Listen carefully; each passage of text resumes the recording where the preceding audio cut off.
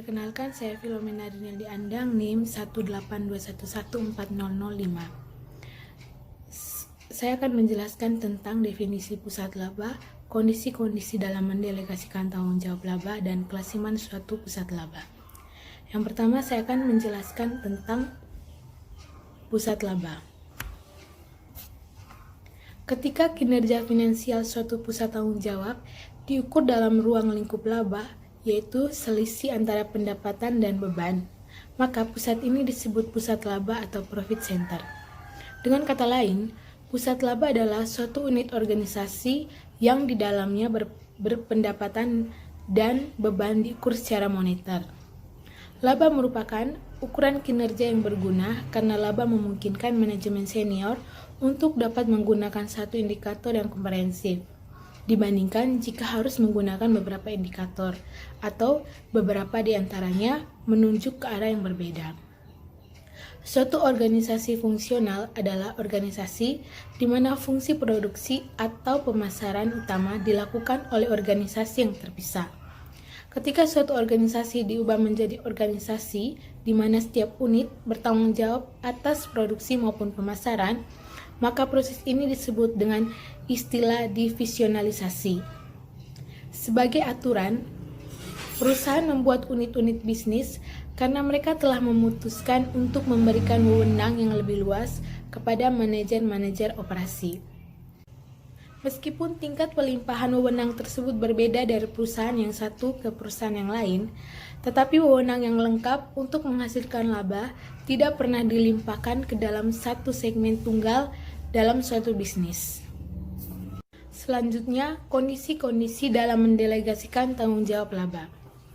Banyak keputusan manajemen yang melibatkan usulan untuk meningkatkan beban dengan harapan bahwa hal itu akan menghasilkan peningkatan yang lebih besar dalam pendapatan penjualan. Keputusan semacam ini disebut dengan pertimbangan biaya atau pendapatan, atau expense atau revenue trade-off. Untuk dapat mendelegasikan keputusan trade-off semacam ini ke tingkat manajemen yang lebih rendah, maka ada dua kondisi yang harus dipenuhi. Yang pertama, manajer harus memiliki akses ke informasi relevan yang dibutuhkan dalam membuat keputusan serupa. Harus ada semacam cara untuk mengukur keefektivitas suatu trade-off yang dibuat oleh manajer. Langkah utama untuk membuat pusat laba adalah menentukan titik terendah dalam organisasi di mana kedua kondisi di atas terpenuhi. Seluruh pusat tanggung jawab diibaratkan sebagai satu pusat kesatuan rangkaian yang mulai dari tanggung jawab yang sangat jelas merupakan pusat laba sampai pusat tanggung jawab yang bukan merupakan pusat laba. Manajemen harus memutuskan apakah keuntungan dari delegasi laba akan dapat menutupi kerugiannya. Selanjutnya ada kelaziman suatu pusat laba. Perusahaan E.L. DuPont dan Nemours dan Company dan General Motors Corporation telah melakukan divisionalisasi pada tahun 1920-an. Meskipun demikian, kebanyakan perusahaan di Amerika Serikat tetap terorganisasi secara fungsional sampai setelah akhir Perang Dunia Kedua. Sejak saat itu, banyak perusahaan besar di AS melakukan divisionalisasi dan desentralisasi atas tanggung jawab laba pada tingkat unit bisnis. Alfred P. Sloan dan Ralph J. Kordiner telah mendokumentasikan filosofi divisionalisasi dan desentralisasi. Hasil suatu survei yang dilakukan atas perusahaan Fortune 1000 di Amerika Serikat dari 638 responden menunjukkan bahwa 93% merupakan perusahaan yang memiliki dua atau lebih pusat laba. Bisa dilihat pada tabel yang ada di slide. Survei sejenis yang berasal dari luar negeri juga menunjukkan ketergantungan yang besar pada konsep pusat laba. Selanjutnya, saya akan menjelaskan tentang manfaat pusat laba. Suatu perusahaan yang menjadikan unit organisasi sebagai pusat laba dapat memberikan manfaat sebagai berikut. Yang pertama, kualitas keputusan dapat meningkat karena keputusan tersebut dibuat oleh para manajer yang paling dekat dengan titik keputusan. Yang kedua, kecepatan pengambilan keputusan operasional dapat meningkat karena tidak perlu mendapat persetujuan terlebih dahulu dari kantor pusat. Yang ketiga, manajemen kantor pusat bebas dari pengambilan keputusan harian sehingga dapat berkonsentrasi pada hal-hal yang lebih luas. Yang keempat, manajer yang tunduk pada hanya sedikit batasan dari korporat lebih bebas untuk menggunakan imajinasi dan inisiatifnya. Yang kelima, memberikan tempat pelatihan yang sempurna bagi manajemen umum dikarenakan pusat-pusat laba serupa dengan perusahaan yang independen. Yang keenam, kesadaran laba dapat meningkat karena para manajer yang bertanggung jawab atas laba akan selalu mencari cara untuk meningkatkan labanya. Yang ketujuh, pusat laba memberikan informasi yang siap untuk dipakai bagi manajemen puncak. Yang kedelapan, pusat laba sangat responsif terhadap tekanan untuk meningkatkan kinerja kompetitifnya karena keluaran yang dihasilkan telah siap untuk dipakai. Berikutnya, contoh perusahaan yang menggunakan pusat laba. Banyak perusahaan Jepang yang menggunakan pusat laba, seperti The Kyocera Corporation adalah sebuah perusahaan teknologi yang terbagi menjadi 800 perusahaan kecil. Yang berikutnya, Higashimaru Shoyu yang merupakan perusahaan pembuat kecap, di mana membagi setiap tahap produksinya ke dalam beberapa pusat laba yang terpisah. Selanjutnya, saya akan menjelaskan tentang kesulitan dengan pusat laba. Selain memberikan manfaat, pusat-pusat laba dapat menimbulkan beberapa kesulitan. Yang pertama, pengambilan keputusan yang terdesentralisasi akan memaksa manajemen puncak untuk lebih mengandalkan laporan pengendalian manajemen dan bukan wawasan pribadinya atas suatu operasi, sehingga mengakibatkan hilangnya pengendalian. Yang kedua, kualitas keputusan yang diambil pada tingkat unit akan berkurang, karena manajemen kantor pusat lebih mampu dan memiliki informasi yang lebih baik daripada manajemen pusat laba pada umumnya. Yang ketiga, perselisihan dapat meningkat karena adanya argumen-argumen mengenai harga transfer yang sesuai, pengalokasian biaya umum yang tepat, dan kredit untuk pendapatan yang sebelumnya dihasilkan secara bersama-sama oleh 2 atau lebih unit bisnis. Yang keempat, unit-unit organisasi yang pernah bekerja sama sebagai unit fungsional akan saling berkompetisi satu sama lain. Saya Devi Eka, di sini saya akan melanjutkan presentasi mengenai kesulitan dengan pusat laba, yaitu divisional dapat mengakibatkan biaya tambahan karena adanya tambahan manajemen, pegawai, dan pembukuan yang dibutuhkan, dan mungkin mengakibatkan duplikasi tugas di setiap pusat laba. Selanjutnya ada para general manager yang kompeten mungkin saja tidak ada dalam organisasi fungsional karena tidak adanya kesempatan yang cukup untuk mengembangkan kompetensi manajemen umum. Lalu, ada terlalu banyak tekanan atas profitabilitas jangka pendek dengan mengorbankan profitabilitas jangka panjang. Dan yang terakhir adalah tidak adanya sistem yang sangat memuaskan untuk memastikan bahwa optimalisasi laba dari masing-masing pusat laba akan mengoptimalkan laba perusahaan secara keseluruhan. Selanjutnya, unit bisnis sebagai pusat laba. Hampir semua unit bisnis diciptakan sebagai pusat laba karena manajer yang bertanggung jawab atas unit tersebut memiliki kendali atas pengembangan produk, proses produksi, dan pemasaran. Para manajer tersebut berperan untuk mempengaruhi pendapatan dan beban sedemikian rupa sehingga dapat dianggap bertanggung jawab atas laba bersih. Dalam unit bisnis sebagai pusat laba terdapat juga batasan atas wewenang unit bisnis. Yang pertama yaitu batasan dari unit bisnis lain. Salah satu masalah utama terjadi ketika suatu unit bisnis harus berurusan dengan unit bisnis lain. Sangat penting untuk memikirkan pengelolaan suatu pusat laba dalam hal pengendalian atas 3 keputusan. Yang pertama yaitu keputusan produk, mengenai barang atau jasa apa saja yang dibuat dan dijual. Yang kedua, keputusan pemasaran mengenai bagaimana, di mana, dan berapa jumlah barang atau jasa apa saja yang harus dibuat dan dijual. Yang ketiga yaitu keputusan perolehan atau searching mengenai bagaimana mendapatkan atau memproduksi barang atau jasa. Batasan atas wewenang unit bisnis yang lainnya adalah batasan dari manajemen korporat. Batasan-batasan yang dikenakan oleh manajemen korporat dikelompokkan menjadi 3 bagian. Yang pertama, batasan yang timbul dari pertimbangan-pertimbangan strategis.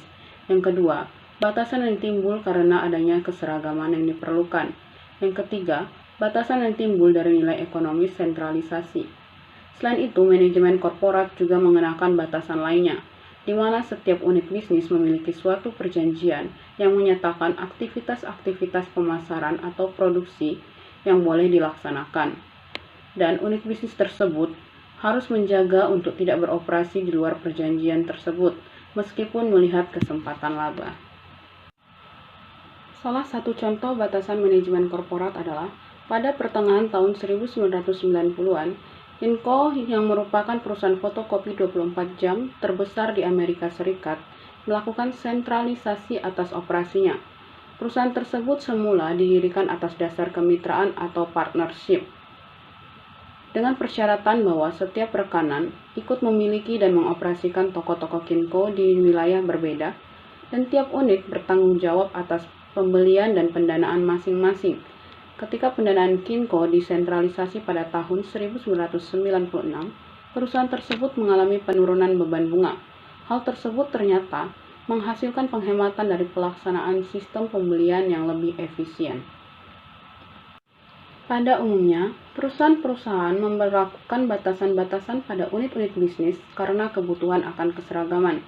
Satu batasan adalah bahwa unit bisnis harus menyesuaikan diri terhadap sistem pengendalian manajemen dan akuntansi perusahaan. Contohnya, pada tahun 1989, Charing Block Corporation akhirnya menyelesaikan usahanya setelah 7 tahun melakukan instalasi sistem pengendalian. Salah satu penyebab lamanya proses tersebut adalah adanya kesulitan yang dialami oleh unit-unit bisnis dalam mengimplementasikan sistem perusahaan yang dirancang khusus. Selain itu, ada General Electric Corporation yang hanya membutuhkan sedikit informasi yang harus diserahkan ke kantor pusat dengan format tertentu. Selain itu, ada juga Nestle Company yang memperbolehkan unit-unit bisnis untuk menyerahkan laporannya ke kantor pusat dalam bahasa Inggris, Prancis, Jerman, atau Spanyol karena para manajer seniornya dapat berbicara dalam banyak bahasa. Saya Melisa akan melanjutkan presentasi mengenai pusat laba lainnya. Selain unit-unit bisnis seperti yang telah dijelaskan oleh presenter sebelumnya, terdapat contoh pusat laba lainnya, yaitu unit-unit fungsional. Biasanya perusahaan multibisnis terbagi ke dalam unit-unit bisnis, di mana setiap unit diperlakukan sebagai unit penghasil laba yang independen. Namun, subunit yang ada dalam unit bisnis tersebut dapat saja terorganisasi secara fungsional.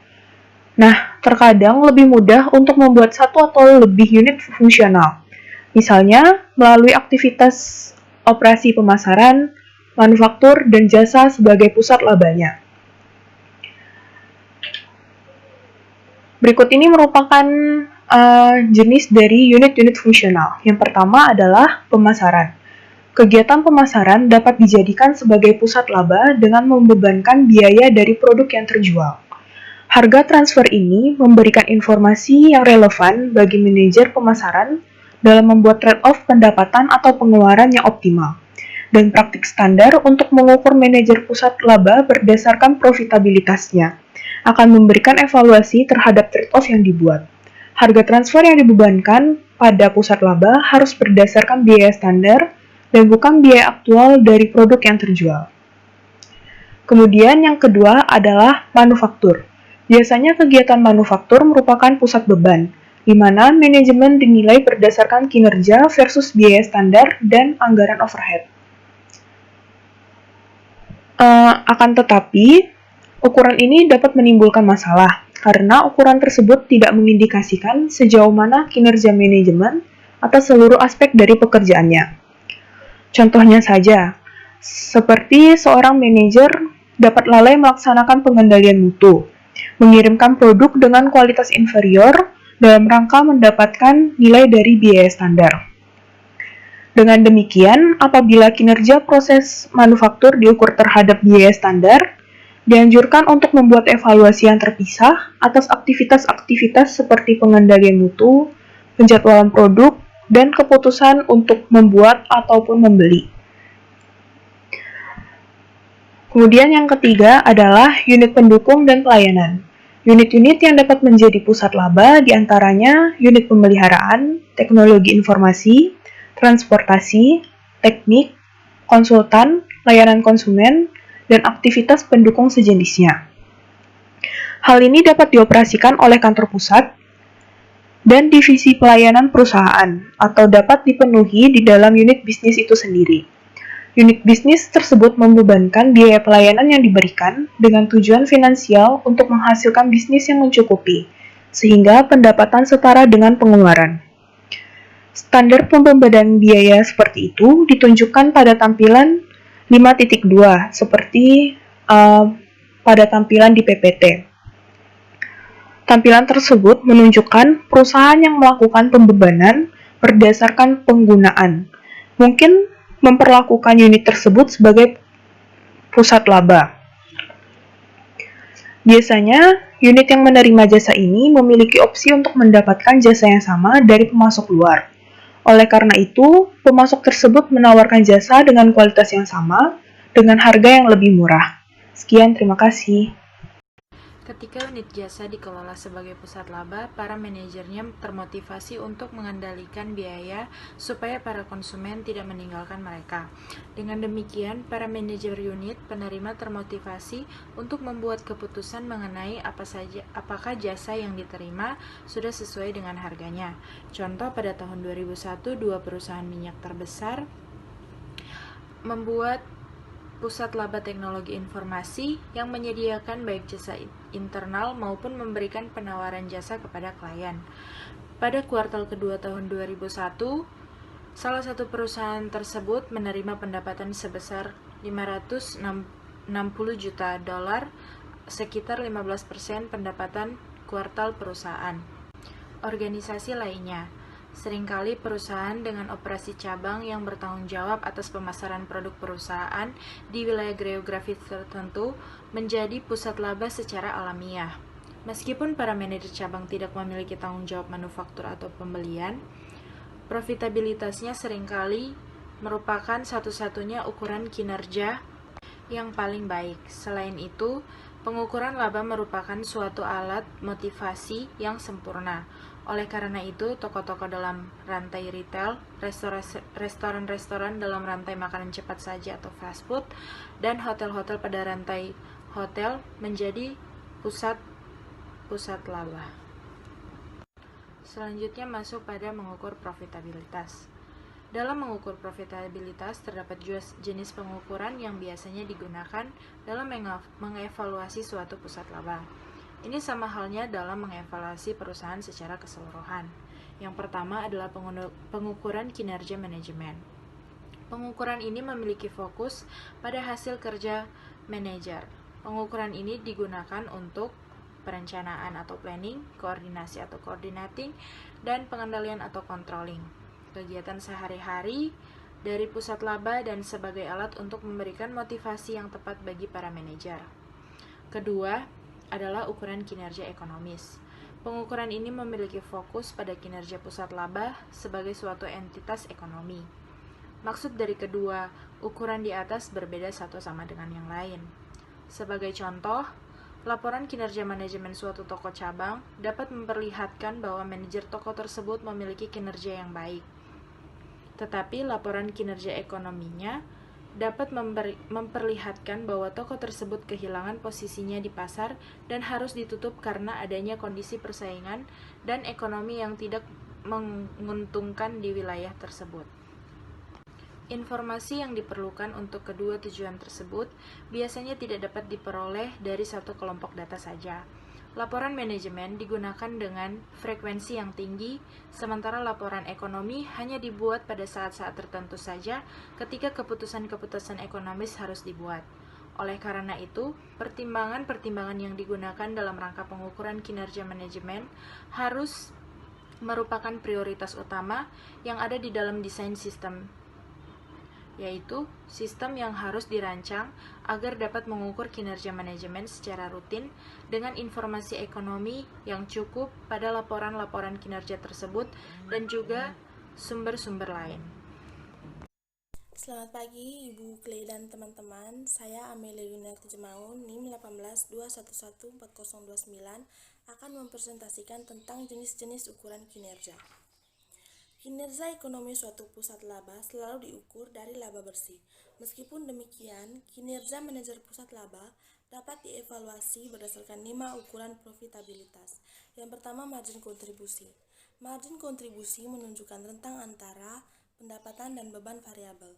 Alasan utama margin kontribusi digunakan sebagai alat pengukur kinerja bahwa karena beban tetap berada di luar kendali manajer tersebut, sehingga para manajer harus memusatkan perhatian untuk memaksimalkan margin kontribusi. Yang kedua, laba langsung. Laba langsung mencerminkan kontribusi pusat laba terhadap overhead umum dan laba perusahaan. Ukuran ini menggabungkan seluruh pengeluaran pusat laba, baik yang dikeluarkan oleh maupun dapat ditelusuri langsung ke pusat laba tersebut. Namun, ukuran ini tidak mempedulikan apakah pos-pos ini ada dalam kendali manajer pusat laba atau tidak. Meskipun demikian, pengeluaran yang terjadi di kantor pusat tidak termasuk dalam perhitungan ini.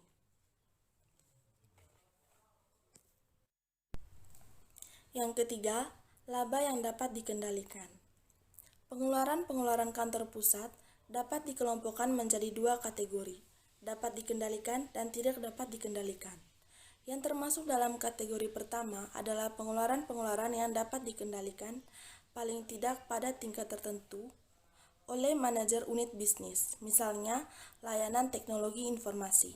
Jika biaya-biaya ini termasuk dalam sistem pengukuran, maka laba yang dihasilkan setelah dikurangi dengan seluruh biaya dipengaruhi oleh manajer pusat laba tersebut. Yang keempat, laba sebelum pajak. Dalam ukuran ini, seluruh overhead korporat dialokasikan ke pusat laba berdasarkan jumlah relatif dan beban yang dikeluarkan oleh pusat laba. Jika pusat laba dibebankan dengan sebagian overhead korporat, maka hal ini harus dihitung berdasarkan biaya yang telah dianggarkan dan bukan biaya aktual, di mana kolom anggaran dan aktual dalam laporan kinerja pusat laba menunjukkan jumlah yang hampir sama untuk pos khusus ini. Yang kelima yaitu laba bersih atau net income. Merupakan jumlah laba bersih setelah pajak atau laba yang diperoleh setelah dikurangi oleh kewajiban-kewajiban pajak. Nah, berikut contoh laporan laba rugi suatu pusat laba. Bisa dilihat di buku halaman 301, tampilan 5.3.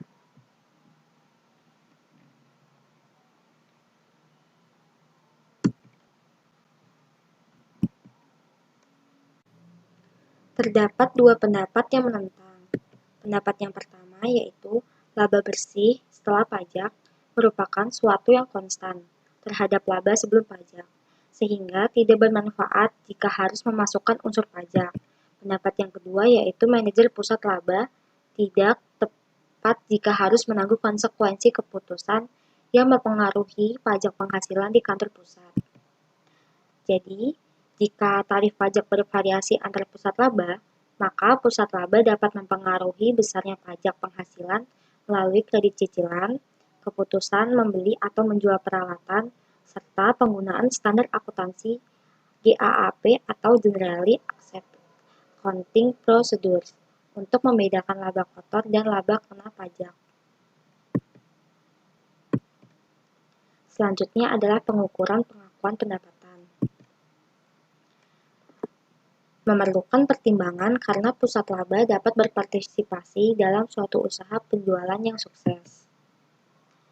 Banyak perusahaan yang mengabaikan masalah ini karena mengidentifikasi tanggung jawab yang tepat untuk penciptaan pendapatan sulit dilaksanakan.